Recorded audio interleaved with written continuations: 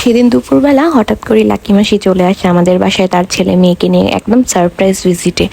তো আমরা তো খুব খুশি হয়েছিলাম, বাট আমাদের দুপুরে লাঞ্চ করা তখন শেষ হয়ে গেছিলো। ওরা এসেছিল বিকেল টাইমে 4টার দিকে। তো কি করব, সন্ধ্যার দিকে হালকা নাস্তা দিয়েছিলাম, লাচ্ছি অ্যান্ড দেন হচ্ছে চা নিমকি এগুলো দিয়েছিলাম। তো ওরা বলছিল যে কিছু খাবে না, ওরা আবার নাস্তা নিয়েও এসেছিলো যাতে আমাদেরকে কোনো কষ্ট করতে না হয়। বাট এভাবে একজন এসেছে, তাও আবার বলতে গেলে প্রথমবার না ঠিক, তাও এভাবে বেড়াতে আসার জন্য প্রথমবার। আরেকবার এসেছিলো আমাদের ঘর সঞ্চারের দিনে।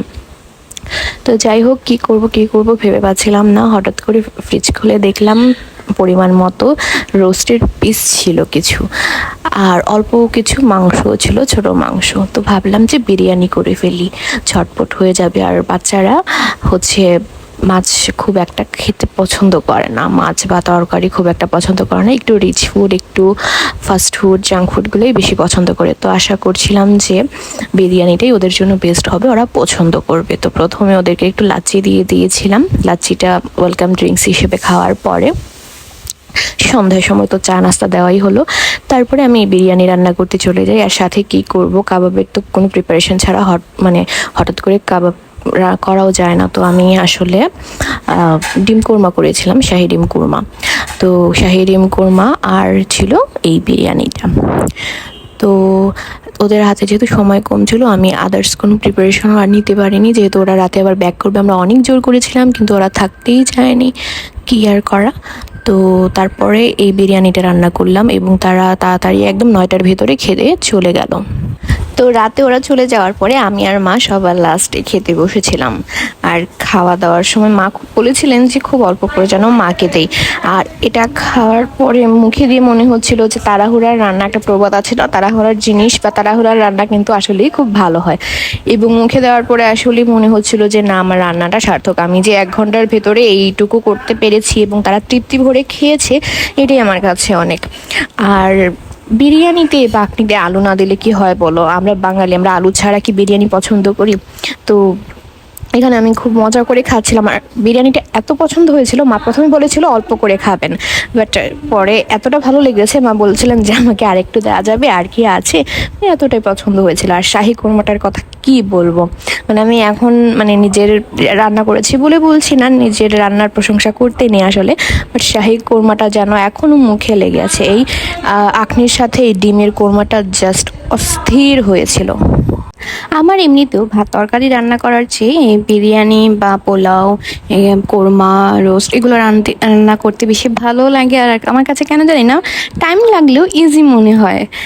ওই যে বলে না, যার যেটাতে ঝোঁক থাকে, বা যার যেটা খেতে প্রিয় সে সেটা রান্না করতেও ভালোবাসে।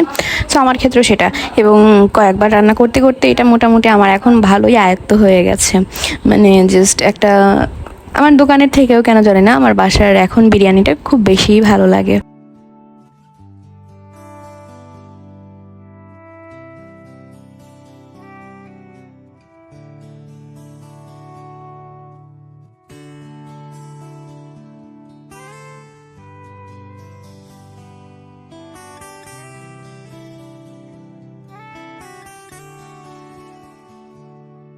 আমার একলা আকাশ থমকে গেছে রাতের স্রোতে ভেসে, শুধু তোমায় ভালোবেসে। আমার দিনগুলো সব রং চিনেছে তোমার কাছে এসে, শুধু তোমায় ভালোবেসে।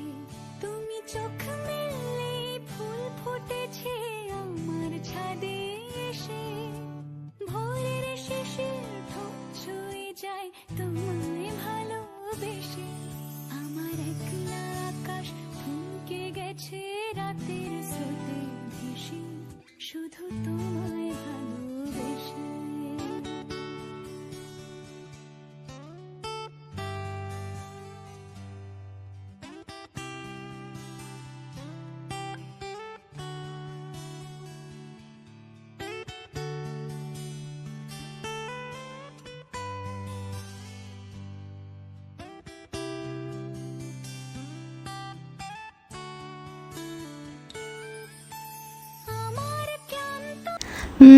একদম চেটে পুটে প্লেট পরিষ্কার করে খেয়ে নিয়েছি।